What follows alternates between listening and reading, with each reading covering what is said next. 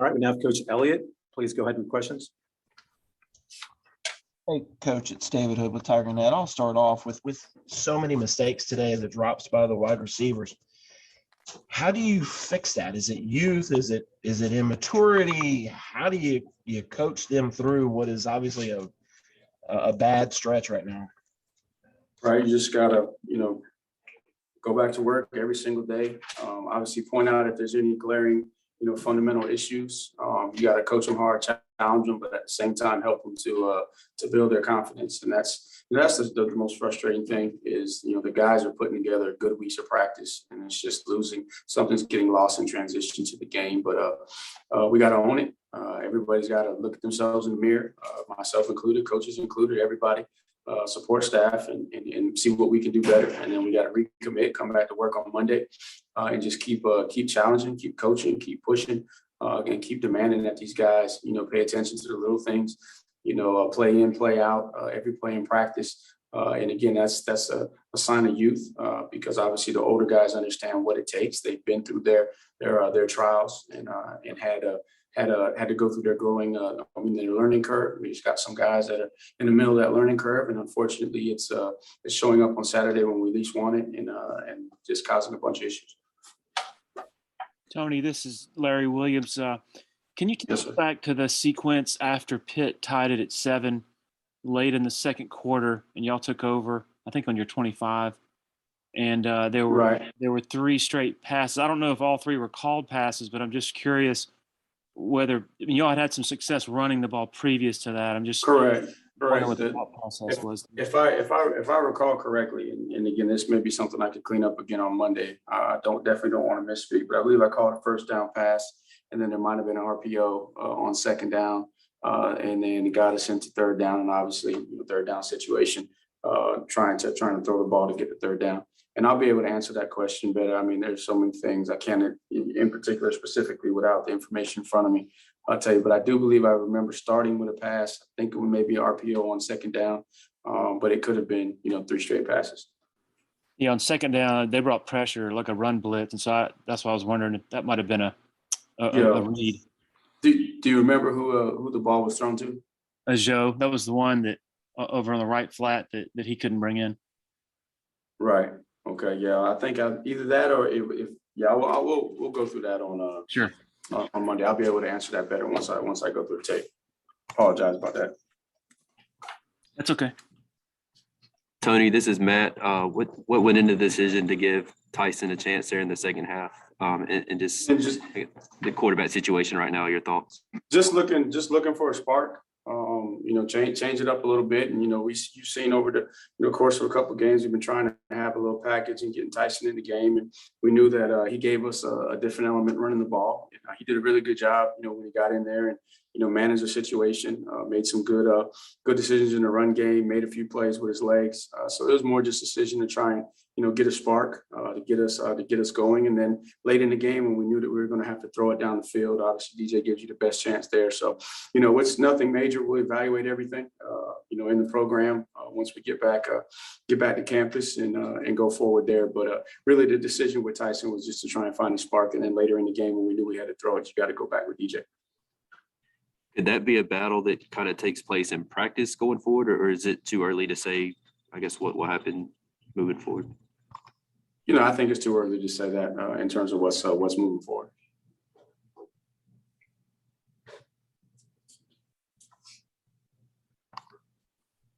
Tony, this is Grace with The Athletic. Yes, ma'am. Just as a follow-up on that, has DJ played well enough to continue to have the benefit of the doubt to this starting job? I think right now, offensively, with where we are, every job is going to be evaluated at every position. Every position has to do things better to give us the opportunity to win. We're struggling with continuity, especially up front. Losing Backhorst was big. He's not, obviously he's not just a physical presence in there. He's a leader. He kind of, keeps guys in line. He's able to help with the communication. So we got those issues up front, and then at tight end we got to continue to work to make sure that we're contributing both in the running pass game, wideouts. We got to get guys healthy. We got to get some continuity there, but most importantly, we got to catch the ball, and then quarterbacks got to make the right decisions and make the throw. I think in the first half. We had some plays there. We had some plays there. Either it was a throw, that was off target, or we dropped the ball, and probably could have had some more points there in the first half and maybe changed the complexion of the game. But we didn't, and that's kind of been our story right now. Inability to have that continuity, which is going to generate the confidence to build the consistency that we're used to having on offense around here. Hey, Tony, this is Anna with Clemson Yes, 24/7. I know third down probably wasn't where you wanted it to be today. Just it seemed like issues across the board, but was that maybe one of the main reasons why? It seemed like you guys are moving the ball well, but then third down. Yeah, we're moving the ball, and really, the started. I think was it the first third down? We go 3rd and 1, and then we jump offside, and now we're 3rd and 6. And 3rd and 6 is much more difficult to convert than 3rd and 5, and probably that medium area has been some of our struggles. And then we thought we had some third downs out there that we left. Obviously, there was one where we chose quarterback run before the field goal in that situation with Tyson in there. Just making sure that we were trying to give ourselves the best opportunity for points. So there were a couple of third downs that were more strategic, but the other ones, with the J. Ross, I thought we had J. Ross open on on a little quick stop route, about 10, timing was off, ball was thrown behind, he was open. Then there were a couple of other ones. The first corner ball, we had ball open, we throw it over his head. So we just gotta keep working. Don't lose faith, don't lose hope, don't lose belief. The kids got to show up on Monday, with the right attitude and own the mistakes, and then let's go figure out how we can get better and put ourselves in position to play our best football in the Valley versus Florida State. Hey, Tony, it's David again. One play obviously didn't lose this game, but it seemed like you were moving the ball well early, and then when that kind of seam route to Shipley, he drops it, that it just flipped from that point on, like everybody lost confidence. Did you see it that way? I didn't necessarily see it that way. I think you had that, and then a combination. I think when Bach went out, there was a couple of plays in there where we weren't necessarily in sync. I know there was one in particular I addressed at halftime, just the basic protection that we showed them all week that we needed to pick up. We didn't pick up. That kind of gets us, off a rhythm there because the play would have been there. So I wouldn't say it was Shipley's drop there. I think it was just a combination of things. And, the guys were in good spirits, at halftime, understanding that, man, we should be in a different situation, but we're still in this ball game. We get the ball back, and then we don't come out and put together a good drive.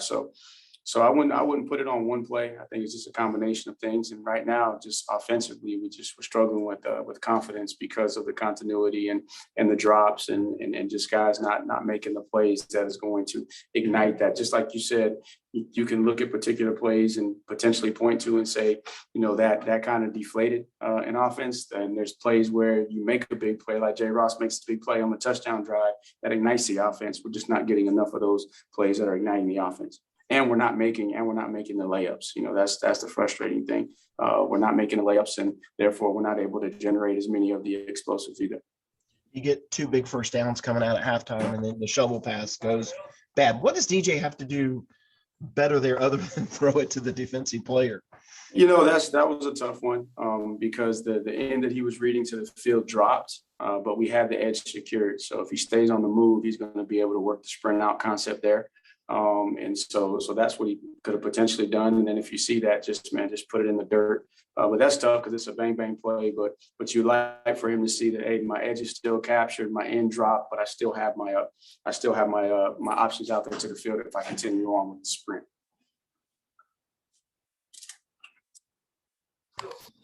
Tony, some of the drops. Anything else for Coach Elliott? Yeah. Some of the drops that keep happening, and it seems like Braden Galloway has really struggled with drops this year. Anything, not that it's all him, but just anything you can point to why it just keeps happening. Trust me, I wish I knew, because if I could put my finger on it, I definitely put all 5, 10 of my fingers on it to stop it. But I think it's just guys. By the time we leave practice on Thursday, and again, I don't want to make it seem like these young men aren't working, man. They're working their tail off, right? They're working their tail off. They're putting in the work. We just have a disconnect because you'll see these guys make plays in practice. You know, Jay Ross has been, you know, he's been awesome in practice. But just when we get to the game, it's just and things get moving fast. And you know, Braden didn't play. You know, he was out with the concussion, so he didn't play last week. And you know, he needs to make that play. But I think the biggest thing is guys are looking for somebody else, you know, to be that guy where they need to say, we need them to say, you know what, I'm going to be the guy that's going to make the play. So they got to have that confidence level walking onto the field. And some of it is youth and experience. And, you know, having played receiver, catching the ball is just repetition is what creates the confidence to be able to go out there and play fast. And you know, guys are moving around, especially at the wideout spot. You know, you look at it, Joe's played a couple of positions in the last couple of weeks. Bo's having to cross-train at all three positions and be ready to go. And, you know, sometimes, you know, stuff starts getting jumbled in your head. And if your mind's not clear and you're thinking about what you're doing and you're thinking about catching the ball, you're going to have problems catching the ball. You know, you have to be what we say unconscious when you're catching the ball. And that goes with experience and being able to process everything before the ball snaps so you're not thinking post-snap. And then just don't worry about making a mistake. I think guys are now, because of the struggles that we're having, guys are afraid to make a mistake. And we need to find a way to free them up. You know, just say, hey man, don't worry about making a mistake. Just play free. And I think if they let it go and play free, they're going to play with a lot more confidence. Are you seeing what you want to as far as guys staying after practice, putting in the work on the jugs machines, that kind of stuff that you would want to when you're having the guys are putting in the work. You know, that's one thing I know about them. They're putting in the work. It's just we gotta and we talk about it, you know, within the program. You know, there's a difference between activity and accomplishment, and that may be something that we need to review and make sure that we're all together. But just make sure that we're not just being active, but we're getting things accomplished. Tony, this is Larry again. I'm guessing you felt Yes, like sir. you had to be aggressive in this game, given what was on the other side of the ball. But when you average 5.5 a carry, is 30 carries enough, given that clip in your mind? You know, just coming in with the structure, the way that they attacked the run, and nobody really had been able to run the football on them. We had a lot of RPO stuff. And so some of those carries, you know, some of those hitches and those little stop routes that we were taking, some of the quick speed outs that we were taking were just an extension of the run when one of the overhang players was folding in.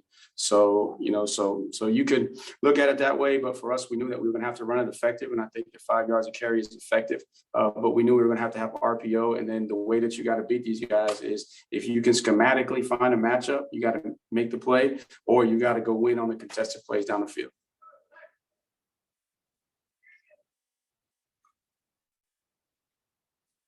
Hey, Coach, it's David again. go Considering that ahead.